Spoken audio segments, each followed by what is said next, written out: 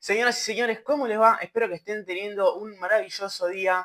Hoy vamos a estar haciendo el análisis y el resumen de los cuartos de final de la Liga Argentina. Esto lo estoy grabando el miércoles, aviso por si me ven con una distinta remera más adelante en el video. Esto lo estoy grabando el miércoles, ayer se jugó el partido de Argentinos Juniors con Huracán y el de Belgrano con Unión, para ya tenerlo todo organizado y ya después grabo el de River Gimnasia y el de Rosario Central Racing. Así que dicha esta aclaración, vamos a empezar con el resumen de la fecha. Bueno, empezamos con el primer partido que se jugó, Belgrano-Unión. En este partido fue mucho más disputado el control de la pelota. No vimos a un Unión como el que vimos contra Independiente de Rivadavia, un Unión que deje espacios, un Unión que atacaba solo cuando podía, que era muy escatimaba mucho en las opciones de ataque, sino que vimos un Unión más, muchísimo más propositivo. Vimos un Belgrano que, si bien podemos hablar del juego de verano, podemos hablar del gran partido que jugó Lisandro López, del gran partido que jugó el arquero Cardoso. Podemos hablar también de que intentó buscar por abajo, también con sus jugadores por banda, con sus laterales y extremos. Podemos hablar de un Unión que más bien probó a los centros, aprovechando las virtudes de sus jugadores como Mateo del Blanco. Pero vimos un Belgrano, hay algo muy interesante en este Belgrano que pasa, y es que por lo menos en este partido se ve que tiene referentes.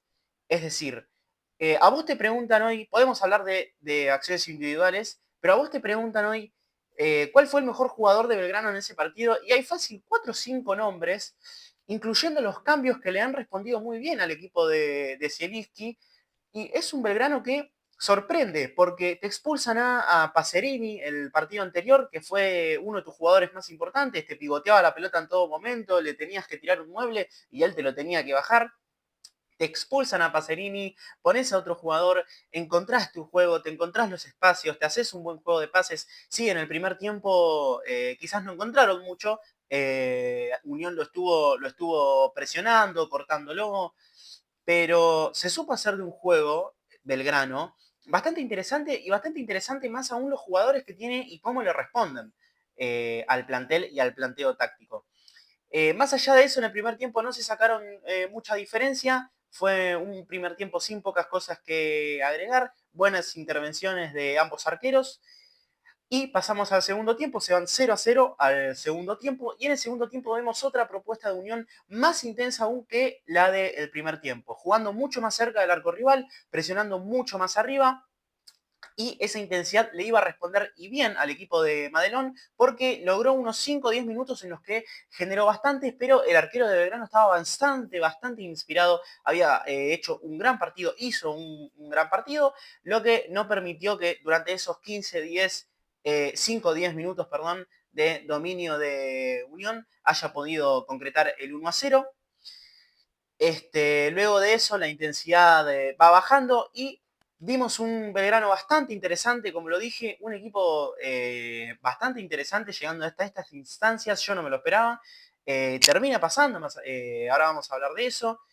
Belgrano encuentra su juego por abajo, también con algún que otro centro a su 9, pero va a llegar justamente de pelota parada el gol, en un córner, centro, cabezazo de Vázquez y gol. Acá pasa algo parecido que pasó en el partido de Argentinos Juniors. Belgrano, cerca del final del partido, pone un 5-4-1, pone una línea de 5, estaba jugando Ubita Fernández y lo mete a Vázquez, que ahora también vamos a hablar de Vázquez.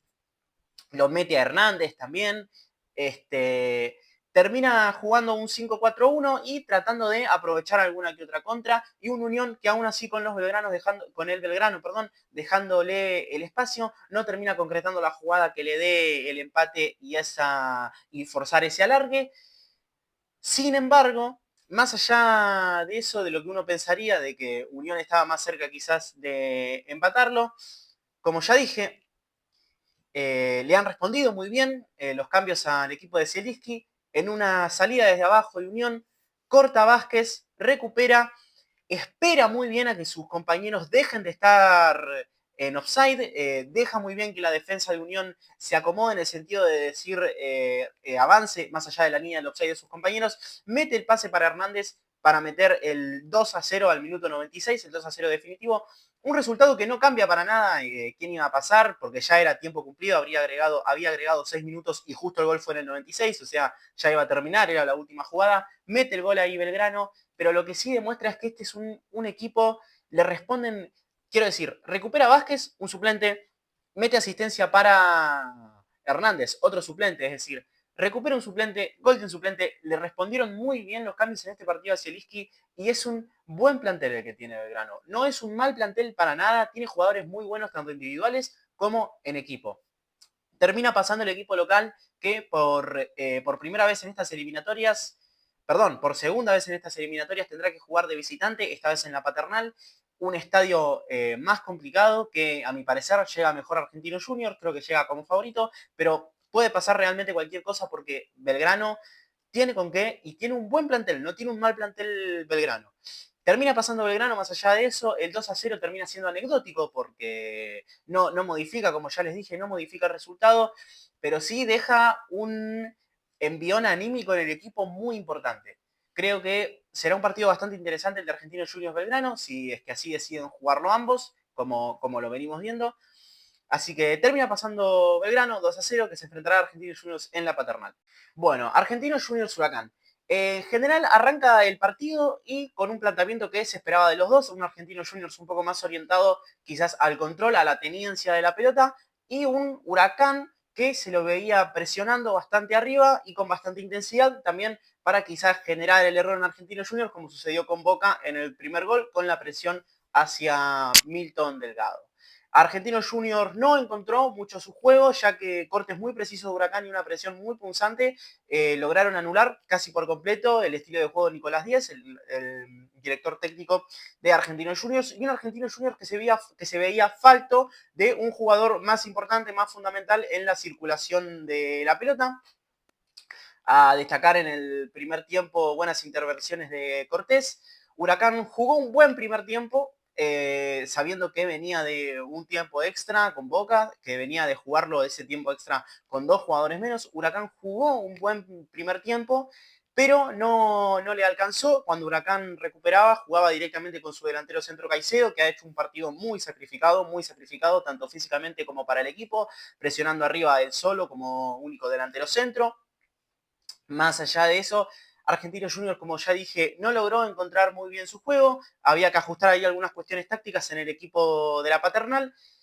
Se van 0-0 al partido para destacar en el primer tiempo, se van 0-0 al entretiempo, perdón, para destacar en el primer tiempo buenas intervenciones del arquero de Argentinos Juniors.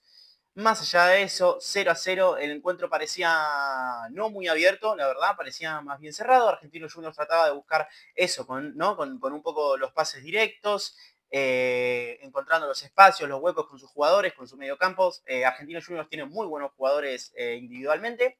Se van 0-0 al entretiempo y en el segundo tiempo vemos que empieza a pesar un poco, ¿no? Esa carga física que tiene Argentinos Juniors, ¿no? De haber venido jugando una larga 120 minutos contra Boca, con 2 jugadores menos, y encima hizo un esfuerzo bastante grande en el primer tiempo presionando a Argentinos Juniors en todo momento, y un Argentinos Juniors que de parte de Nicolás Díez hace un ajuste y es bajar a Fattori, el 5 del equipo con bastante juego, bajarlo a la zona de los centrales para poder tener circulación de la pelota en la zona baja y en la zona media de la cancha, lo que le permitió tener la pelota más cómodamente y poder generar más ocasiones, más espacios. Gran partido de Fattori también. Este fue el cambio fundamental del equipo de la Paternal, del equipo local, que hizo que literalmente pueda ganar el partido.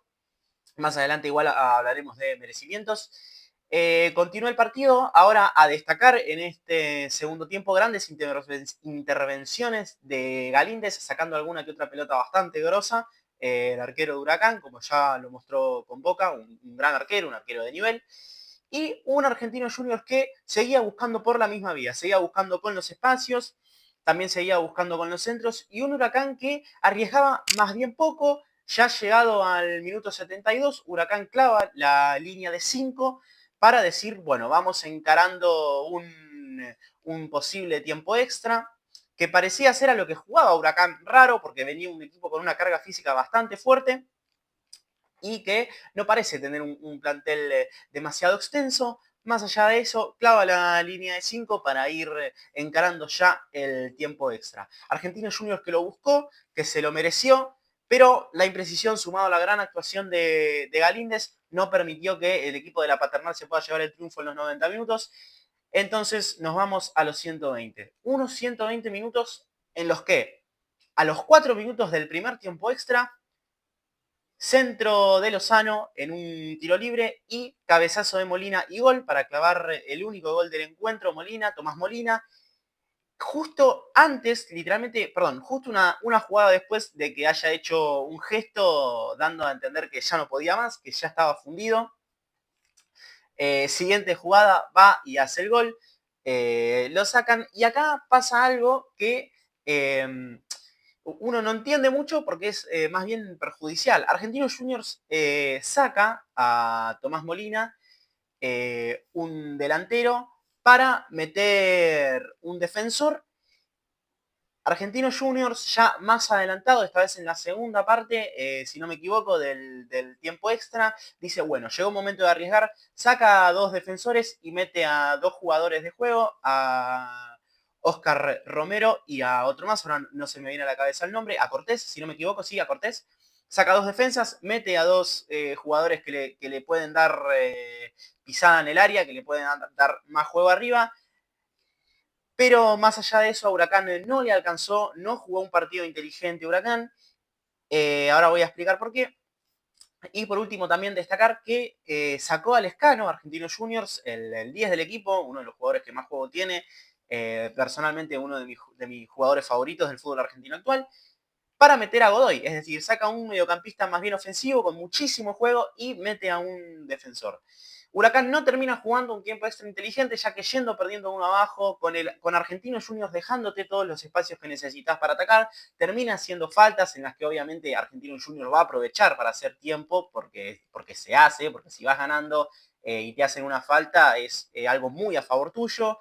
Se terminan peleando un poco, discutiendo ahí entre ellos los jugadores, y Argentinos Juniors no pudo encontrar el hueco porque no tuvo la idea, porque no tuvo la inteligencia para jugarlo, no tuvo la eficacia, y Argentinos Juniors defensivamente también ha jugado un gran partido. Termina pasando el equipo de la Paternal, que se terminará enfrentando a Belgrano, nuevamente en condición de local. Si pasaba Huracán, Belgrano iba a estar de local, pero ahora, como pasó Argentinos Juniors, salió tercero en su zona, que de hecho son de la misma, salió tercero y Belgrano salió quinto. Ahora se jugará nuevamente en la Paternal y creo que Argentinos Juniors, a pesar del buen partido que hizo Belgrano, llega como favorito. Bueno, señores y señores, ahora sí, como pueden ver, otra remera, estamos en otro día y vamos a comentar los partidos de Racing con Rosario Central y el partido de River con Gimnasia. Bien, vamos a empezar por orden cómo se jugaron, como hicimos con los partidos de ayer. Racing Rosario. Comenzamos con un primer tiempo y un partido en general bastante trabado, que se detuvo mucho, entre otras cosas por las faltas, pero un primer tiempo en el que, en definitiva, para mí, Racing estuvo mejor. Para mí estuvo mejor porque, si bien sí, Central tuvo esa chance de Santos que termina definiendo mal, termina definiendo incómodo de tijera, que no la logra cabecear Vélez. Un Racing que jugó mejor porque para mí tuvo más presencia en el mediocampo, porque lo cortó mejor a Central, porque lo presionó en las zonas en las que Central tiene para encontrar su juego, ya sea por las bandas y con los volantes. Un Racing que en definitiva jugó mejor y lo que termina ratificando eso, que termina jugando mejor, es el gol de Saracho que llega haciéndose lugar entre los pases en una gran jugada colectiva y termina poniendo ese 1-0 para irse con ventaja al entretiempo. Después en el segundo tiempo vemos algo total y completamente diferente, un Central que ajustó algunos cambios en el equipo y entre otras cosas logró que su jugador más importante, Ángel Di María, pueda recibir más cómodo, ¿no? Más libremente en el campo de juego, ya sea atrás o delante de los laterales, y termina demostrando que está mejor. Esta vez Racing no lo puede cortar como antes, un Rosario Central que empieza a jugar un poco mejor, si bien no le responden del todo las jugadas que intenta hacer. Al minuto 55 le anulan un gol a Alejo Vélez. No, sí, me parece sí, le anulan un gol a Alejo Vélez, pero eso demostraba como que Central ya estaba empezando a jugar un poco. Después, al minuto 65, perdón, termina haciendo finalmente el gol que tanto había buscado Rosario Central, que lo venía buscando ahí con su juego, ¿no? Con los centros, tirando bastantes centros. Lo termina encontrando Gastón Ávila en un córner, centro del primer palo de Ángel Di María, y lo termina encontrando Gastón Ávila el gol, que pone un empate que parecía que le sentaba muchísimo mejor a Central que a Racing. Un Racing que no estábamos viendo lo mismo que vimos en el primer tiempo. Un Racing que quizás la presión ya no le estaba funcionando tanto, que no lograba cortar esos jugadores fundamentales de Rosario Central. Y al minuto 75 llega una de las jugadas polémicas del partido, que es la expulsión de Maravilla Martínez. A ver, es una agresión física en la que no busca disputar la pelota. Maravilla Martínez ya tenía amarilla. Para mí está bien expulsado. Más allá de eso, obviamente, se armó una protesta. No pasó mayores, igual por suerte. Termina el tiempo normal, los 90 minutos, empatado 1-1. Central no lo pudo ganar, le faltó un toque final para poder empujar un poquito más y llegar a ganarlo antes de los 90. Terminan yéndose 1-1, Racing con uno a menos al tiempo extra. Y en el primer tiempo extra, al minuto 4, le expulsan a otro jugador a Racing, expulsan a Di Cesare, también por doble amarilla, que hace una falta que también para mí es falta, y es falta de amarilla. O sea, no toca pelota, llega tarde, va a las piernas, se barre, se tira abajo. Obviamente esto también causó incomodidad en los asientos de Racing, porque sumado toda la jugada de Maravilla, ¿no? Y un partido un poco complicado, se suma todo y terminan expulsando a Gustavo Costas, el hijo del técnico de Racing, por protestar. Básicamente le gritó corrupto al árbitro, pasó de todo. Igual no hubo ninguna pelea física entre los jugadores ni entre los bancos, pero bueno. Ahora Racing se queda con 9. Y un Racing que, vamos a decir la verdad, con 10 y con 9 no hizo un mal partido. Un Racing que con 10 y con 9 igualmente lo salió a presionar, con 9 ya no tanto, pero un Racing que con 10 lo había salido a presionar y lo había buscado y había tenido opciones, simplemente que arriba estaba muy solo y tuvo la desventaja de que entró Solari y Solari estaba medio lesionado del tobillo, no sé muy bien qué pasó, pero un Racing que con 10 sería injusto decir que no lo fue a buscar porque lo fue a buscar. Con 10 jugadores y con 9 también, sí es cierto que con 9 sacó a Matko Miljevic, que había entrado en el segundo tiempo, un jugador más de juego, para poner a Colombo, para volver a armar esa línea de 5 después de la expulsión de Di Cesare. Un Racing que no termina siendo un mal partido para nada, y ahora vamos a hablar de lo que sucede. Rosario Central, aún con 9, con más espacios, con los laterales completamente libres, no logra empatarlo, no logra desempatarlo, perdón, en el primer tiempo extra, y se terminan yendo a los segundos 15 minutos. En el segundo tiempo extra pasa algo, y es que Racing, de buen partido dentro de lo que cabe, con lo que se puede hacer con 9 y 10 jugadores, pero termina perdiendo el partido por un error más que nada propio, por un error suyo, por un error individual, si se quiere. Y es que en una jugada en la que, en vez de reventar, Sosa la deja súper viva para que llegue Copetti, meta el remate cruzado y de un gran remate, es verdad. Cambeses le estuvo salvando la vida en muchas ocasiones a Racing en este partido. Ese remate era prácticamente inatajable, súper esquinado, inesperado encima. Sosa no revienta, la deja viva, la deja muy cortita para que venga Copetti, meta el remate cruzado y poner el 2-1 definitivo para Central. Un 2-1 que es muy difícil de revertir ya en esas situaciones de partido. También lo buscó Racing cuando iba perdiendo 2-1, pero no le alcanzó. Y terminó pasando un Central que, cuidado, porque tiene que ir a jugar al Monumental. Y es un Central que no le sobró nada, no le sobró nada, para ganarle a un Racing con 10 y con 9 jugadores. Veremos qué pasa ahora en el Estadio Monumental. Para mí va a terminar pasando River después de este partido. River ganó muy cómodo con Gimnasia, ahora lo vamos a comentar. Y Central pasó no pasó con las mejores sensaciones contra Racing, pero es fútbol, todo puede pasar. termina pasando Central 2-1 después de 120 minutos. Bueno, River Gimnasia. Empezamos con un primer tiempo en el que la presión del equipo del Chacho Coudet no permitió hacer su juego a Gimnasia, un Gimnasia que no fue para nada similar al que vimos en los primeros minutos contra Vélez, para nada similar. Un Gimnasia que no se vio con más remedio que, no supo resolver en ese momento y no se vio con más remedio que reventar en cuanto podía e intentar buscar con el pelotazo en ese doble 9 que había puesto. Y un River que uno podría decir, a mí River no me gusta, es un equipo muy unidireccional, solamente busca por las bandas, siempre la misma jugada, depende mucho de jugadores individuales. Es un River que está ganando, que está en las semifinales del torneo, y en el fútbol mandan los resultados. O sea, con San Lorenzo ibas perdiendo y cantaban que se vayan todos, lo empataste y de repente es otro cuento. Es así, River termina haciendo un primer tiempo que le resulta muchísimo más que cómodo, porque lo termina ahogando por completo a Gimnasia, y un Gimnasia que no logra encontrar en ningún momento poder hacer su juego, porque River lo presionó muy arriba. River jugó muy lejos de su arco y jugó muy cerca del arco de Gimnasia. Un Gimnasia que no termina siendo un buen primer tiempo, porque vas perdiendo contra River en el Monumental, en una serie importante, cuartos de final, y termina haciendo faltas, se termina ganando amarillas en lugares de la cancha que vos decís, ¿para qué? ¿No? O sea, a mi modo de ver las cosas, a Miramón le terminan perdonando una tarjeta roja que no la va a ver al VAR el árbitro, pero si la fuese a ver, para mí esa tarjeta es bastante roja. No termina siendo un primer tiempo bueno ni inteligente Gimnasia, y un River que se va ganando al entretiempo. Y vamos a un segundo tiempo en el que ahora vemos capaz un Gimnasia un poco más acomodado, que salió un poco más rebelde, a presionar un poco más arriba, ¿no? Imitando este estilo de juego del Chacho de la primera parte, jugando cerca del arco rival.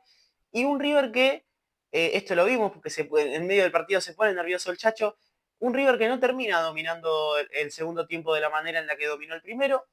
Sin embargo, adopta como una especie de postura de recuperación rápida y contraataque, más allá de que al Chacho le guste tener la pelota, eso todos lo sabemos. Y así va a llegar el segundo gol de River. En un ataque de Gimnasia, recupera rápido River, la dejan para Martínez Cuarta. Martínez Cuarta, desde su campo, recorre muchísimos metros, la termina dejando para Freitas. Va a cabecear el mismísimo Cuarta. Posteriormente le habían anulado un gol a Driussi, pero anecdótico, sí, le anulan el gol. Va Martínez Cuarta solo, hace una jugada individual que es recorrer básicamente metros. No le salió a nadie. Mete el pase a la derecha para Freitas con la defensa de Gimnasia volviendo todavía, ¿no? Con esta presión arriba de la que estábamos hablando. Freitas mete el centro y lo cabecea al mismísimo Cuarta. Termina siendo un 2-0. Y a partir de ahí vemos un equipo de Gimnasia básicamente roto. Un equipo de Gimnasia que no logra conectar con sus componentes. También la frustración del momento, ¿no? Ir perdiendo 2-0 en un momento en el que Gimnasia no estaba jugando mal, pero tampoco encontraba ningún espacio, no encontraba ningún momento, ni tampoco ningún factor del juego para lograr hacer la diferencia que necesitaba para poner el 1-1. No termina teniendo un buen momento de jugadores individuales hasta el último tramo del partido, que ahora lo vamos a comentar. Y en definitiva, un Gimnasia que se frustraba, básicamente. Y un River que, si bien no estaba jugando como en el primer tiempo, se notaba que era un River que estaba cómodo, porque más allá de algún cabezazo aislado, de una buena intervención de Beltrán, Gimnasia no había tenido chances reales de acercarse al arco de River hasta los últimos 10 minutos. En los últimos 10 minutos vemos que Gimnasia empieza a tener un factor que no había tenido antes, y es la individualidad de sus jugadores. Termina teniendo las más claras del partido de Gimnasia. En los últimos 10 minutos el partido de Gimnasia es bueno, porque River, no sé por qué, le termina dejando espacio y se termina metiendo atrás River. Un River que durante el partido había dominado, se termina metiendo atrás y lo termina invitando a atacar a Gimnasia, y Gimnasia con ese espacio tiene las más claras del partido. Y Beltrán termina siendo un muy buen partido. Un Beltrán que, para mí, si bien podemos hablar del buen partido que jugó Colidio, podemos hablar... no conté que se fue Acuña lesionado por una sobrecarga muscular, básicamente. Se fue caminando él, tranquilo. Entró Matías Viña. Más allá de eso, termina siendo un buen partido Beltrán y un River que tiene que jugar de local en el Monumental las semifinales contra Rosario Central, después de haber pasado en líneas generales, te diría, cómodo contra Gimnasia. Veremos qué pasa. Para mí, ya lo dije, termina pasando River, pero tenemos que ver qué pasa. Ganó River 2-0 y Gimnasia se quedó afuera. Veremos ahora qué pasa con el técnico de Gimnasia. Pero en fin, River a las semifinales, Gimnasia eliminado. Señoras y señores, espero que les haya gustado el análisis y el breve resumen de los cuartos de final. Estaremos también haciendo, por supuesto, el de las semifinales. Síganme en todas mis redes sociales donde van a poder encontrar otro contenido también. Espero que les haya gustado el video como a mí me gustó hacerlo. Mi nombre es Tomás Marcos y espero verlos en los próximos videos.